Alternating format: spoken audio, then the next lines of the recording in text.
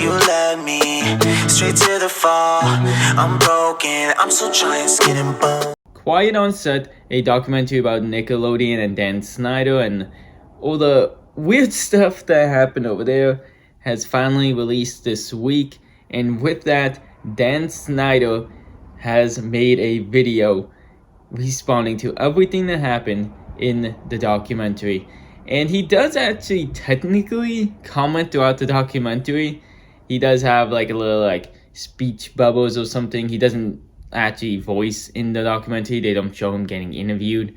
Probably just to control what he says better and think of his responses better. But he has released this video being interviewed by Tebow from iCarly on his old YouTube channel. So that's going to be interesting.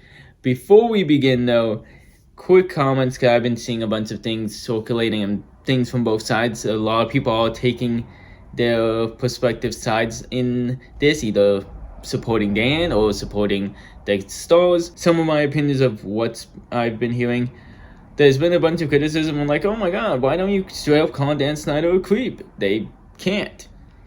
That's why Jeanette McCarty refers to Dan as the curator. You can get sued.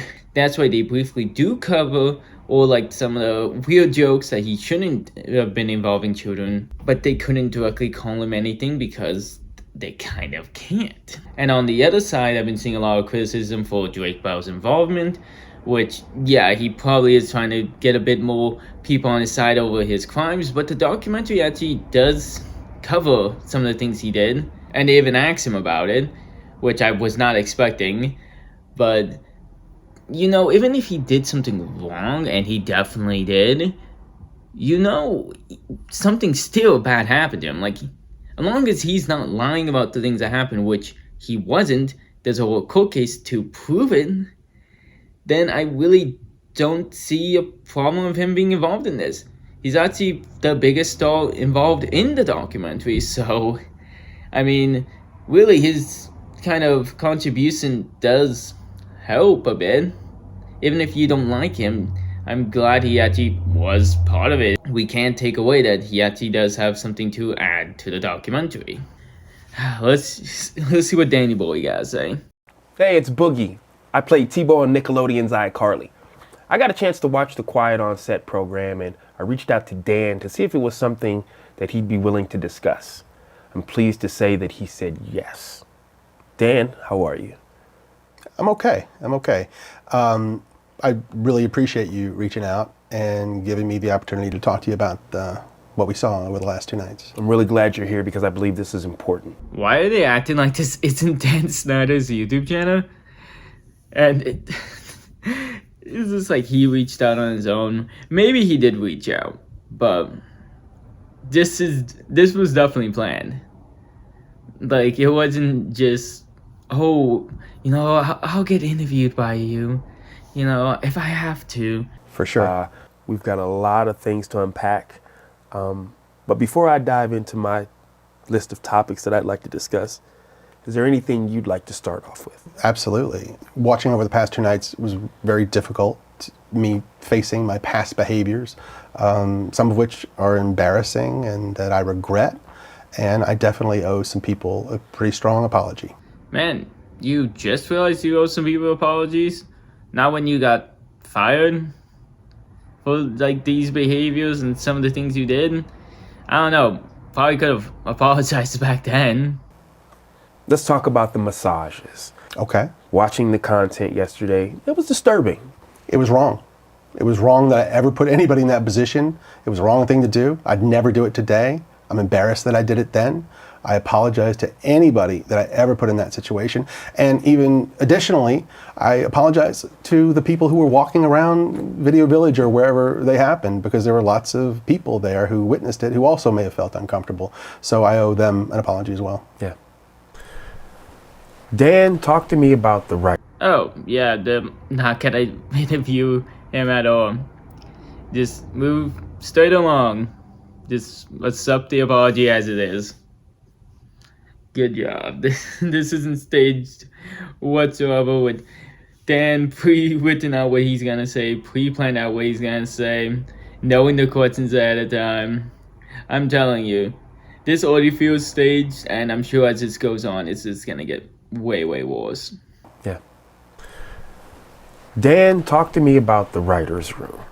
From what I saw, not cool. No, and I don't mean to cut you off, but if I can cut right to the chase, let me just say, no writer should ever feel uncomfortable in any writer's room, ever, period, the end, no excuses. Yeah, you really cut him off. Not like he stopped speaking. Oh god, okay, let's just keep going. He's apologizing and stuff, but it doesn't seem like he feels bad. Like, he's just the way he's sounding. It's just like, oh, I feel bad. Yeah, no, of course, I feel bad. Like, don't you believe me? Most TV writers, comedy writers have been in writers' rooms, and they are aware that a lot of times there are inappropriate jokes made and inappropriate topics come up. But the fact that I participated in that, especially when I was leading the room, it embarrasses me. I shouldn't have done it. And I can tell you why it hurts really bad for me. I remember very clearly my early experiences, my first experiences in the entertainment business. I was green, I was scared, I was excited. It meant the world to me that I was getting those opportunities. And I went in and I got lucky because they were great. My first couple of experiences were fantastic. And the fact that I didn't pay that forward to every employee that walked through my door, it hurts my heart. Yeah, you really should have. Instead, you got worse and worse as years go by with more and more power you got. I love though he has to preemptively say, like, you know, anyone who knows these things, they know they happen, you know? And almost puts, like, the fact that some of these writers, it was one of their first few jobs, it's because they didn't know. They couldn't understand that this is a common practice. And it's just like, these jokes weren't just inappropriate. Like, you didn't just say some bad things. Like, you were straight up accused of being sexist, of discriminating, and you were accused of having someone repeat one of their ideas while pretending like they were being penetrated. Like, oh god. Because I should have, and I wish I could go back and fix that. In the writer's room, there's no doubt that sometimes those jokes went beyond the pale, and I said things that went too far, or made practical jokes that went too far, and that was wrong. And that was because, you know, I was an inexperienced producer. I was immature. Wouldn't happen today, but I love it. It's because he was immature in the early years, not, you know, that he kept doing it on like his third and second show, you know. It was because he was new. You know, if he knew better. I'm just really sorry it happened. Yeah. Now, we know you've had a lot of success over 2 decades. Thousands of people have worked with you, for you. Okay. Let's speak directly to the people who did not have a good experience with you. Okay. I love that, like, Tebow usually has to throw in one of these things like, not cool, dude.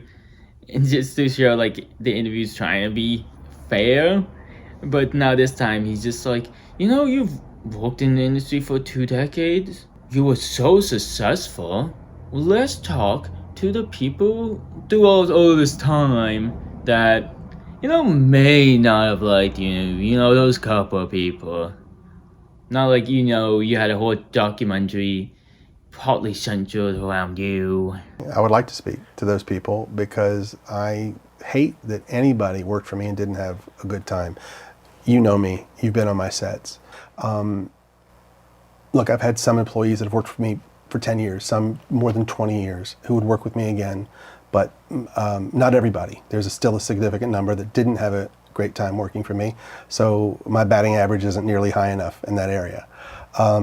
And the way they wouldn't get the best of me is that I would let the pressure of doing 40 or even more episodes per year, I would let that pressure get to me, which a good boss should never, ever do. Yeah, it was the pressure, you know. When I'm under pressure, just like Dan Schneider. Oh god, I can't listen to this. It's just like, when you're under pressure, you become sexist. Okay, I didn't know that was a thing. I get he's more referring to, like, yelling at people, but it's not that you were under pressure. it was that you were allowed to get away with it. It's only partly Dan Snyder's fault. It is, again, a lot of Nickelodeon just letting him do this. Yes, he was a bad person, but there was so many people who let him be bad.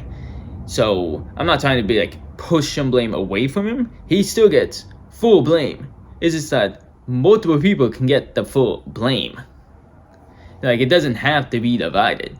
Like, Nickelodeon did bad, Dan Snyder did bad, and of course Disney did bad because they were briefly munching, and what they did was just beyond stupid. There were so many times I wanted to pick up a phone and call some of those people and say, I'm so sorry, and let's talk about it, and I wish you'd had a better time, and I wish I could have shown you a better experience. But he's not gonna call any of them or talk to any of them or directly apologize to any of them. He's just gonna say he wish he did. Yeah. Now, you've written hundreds of episodes. Thousands of jokes have been told. Yeah. But currently where we are, some people think that some of those jokes are inappropriate for children. Just where we are nowadays, that some people think that a couple of the jokes might be bad. Oh god, this is so biased. He's like, what is he gonna say for this? What is Dan Snyder's defense? What do you think of that?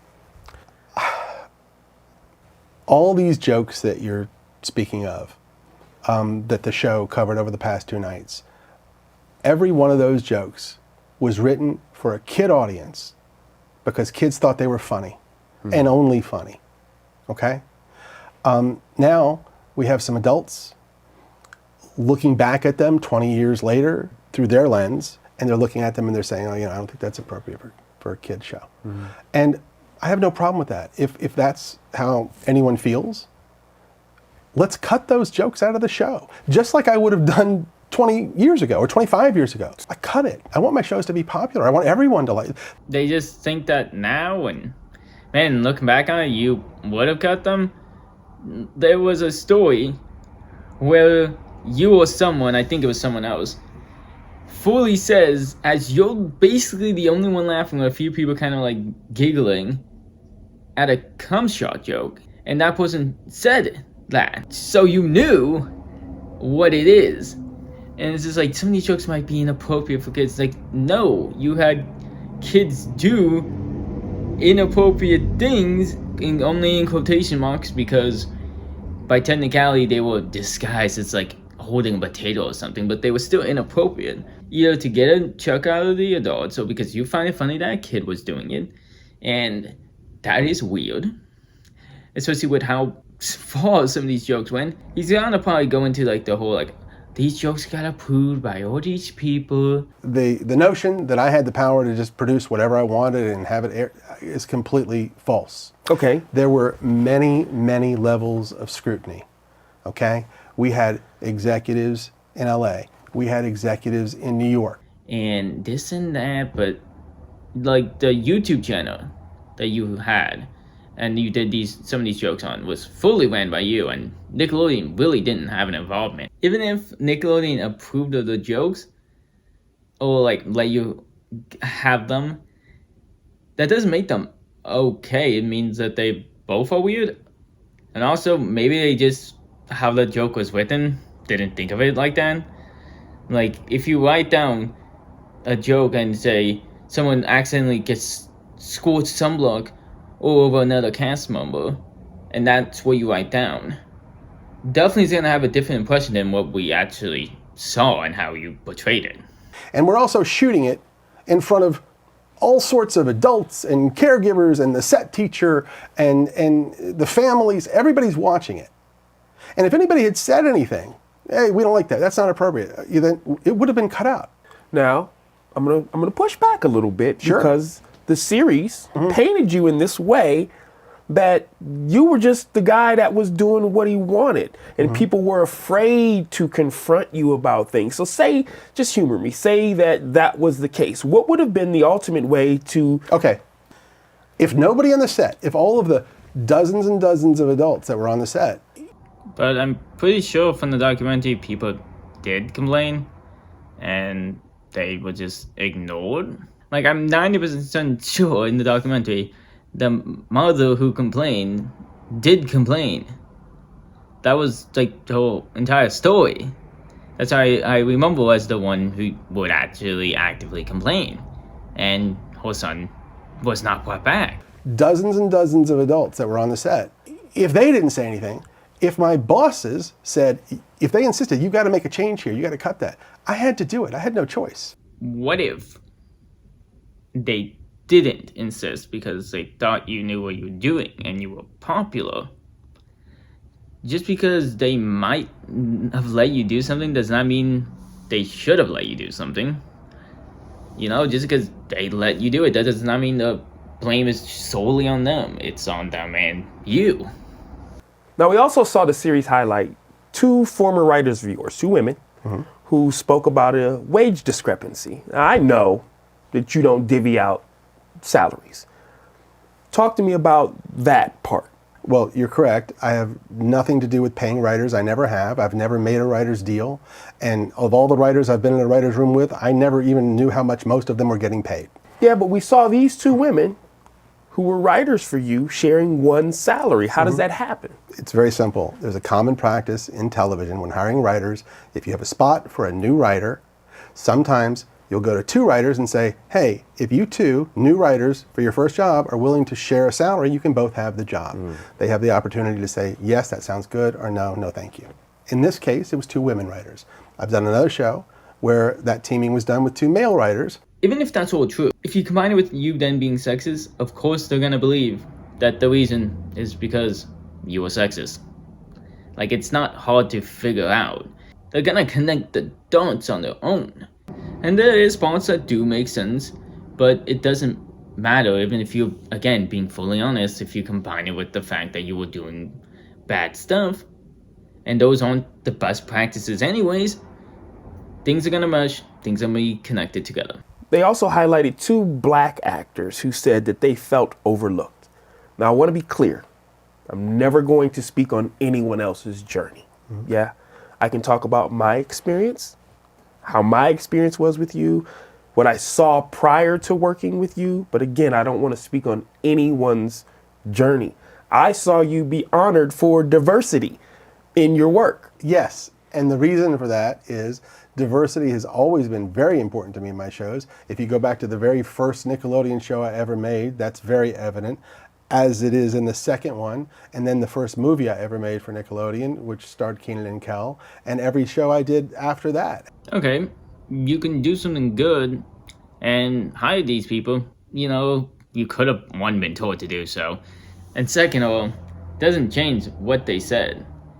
It doesn't change the fact that even if you do hire them, you end up using black people to be in skits where they are dealing drugs in a kid-friendly way. It doesn't change that. Just because you hired them and you're willing to hire them does not mean you ended up betraying their trust. Amanda Bynes was brought up in the series and her emancipation and how you were involved in that. Can you talk to us about it a bit? Sure. Amanda was between the ages of 16 and 17, and she wanted to get emancipated from her parents, which was a fairly common thing with successful young actors, at least at the time. Sure. And she wanted that for herself.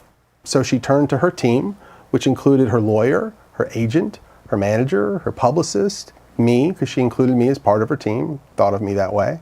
We supported her. She tried to get emancipated. It ended up not working out, and she didn't.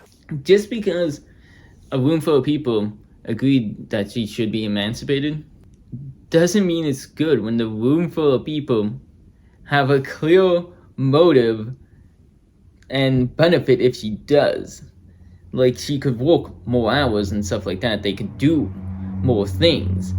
And I love that I don't believe, unless it's just escaping my mind real quick, I don't think he's mentioned the long work hours and kind of ignoring some of the laws so far. Maybe they will, but it doesn't seem very likely. You were banned from your set. Never, never, never happened. That is a false rumor. What happened? Add it to the list of false rumors. Talk to me, what happened? They were adult actresses at the time. And they had their own specific reasons for not wanting to do the show anymore. I'm not judging that.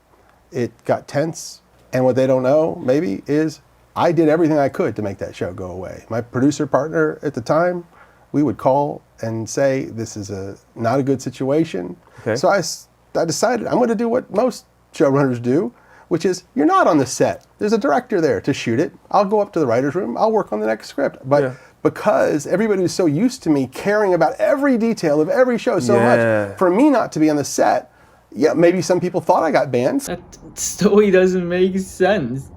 It's like, so there was an issue on set, so he chose not to be there. That doesn't make you sound good. Yes, you won't. Even if we are 100% believe what you say, you weren't banned, but there was issues on your set. So you went into the writer's room and kind of stood away from the set. That doesn't make you sound innocent at all.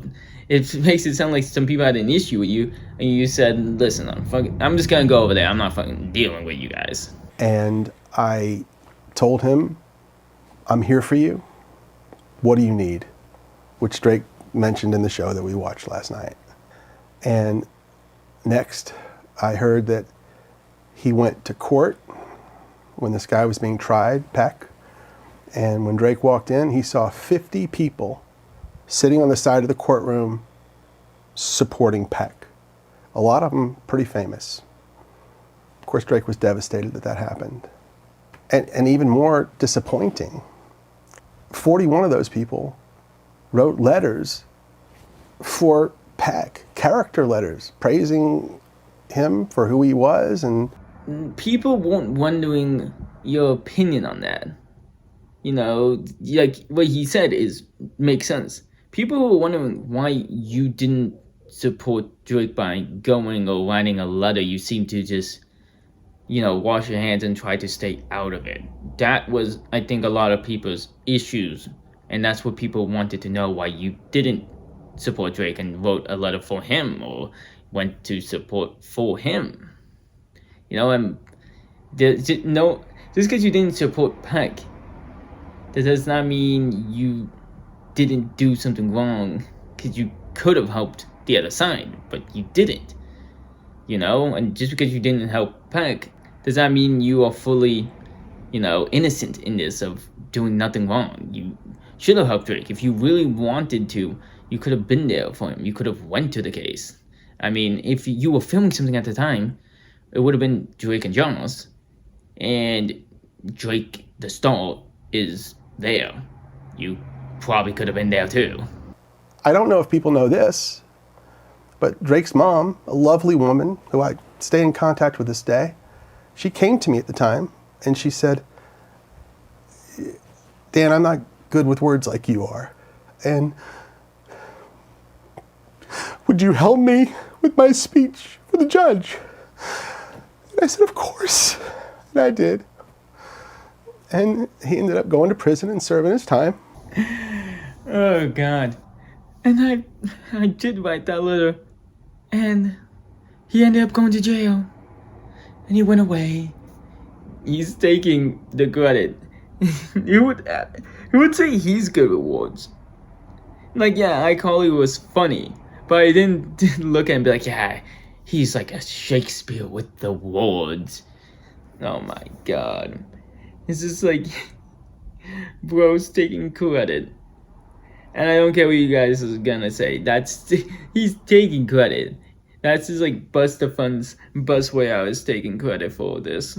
Here's the kicker that I really don't get.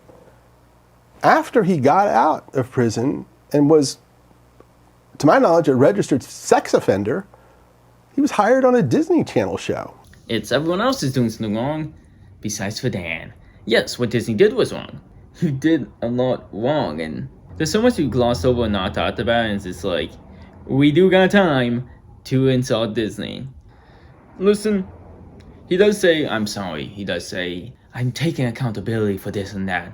But it's just so full of lies, so full of, blame pushing, so much of glossing over or not going to the nitty gritty. This interview is a waste of time. I think there's a clear reason this video which is almost 800,000 views, has less than 7,000 likes. It sounds like he wants to get back into the industry, and I just don't see that ever happening. And I think that's kind of a good thing. Let me know what you think of the documentary.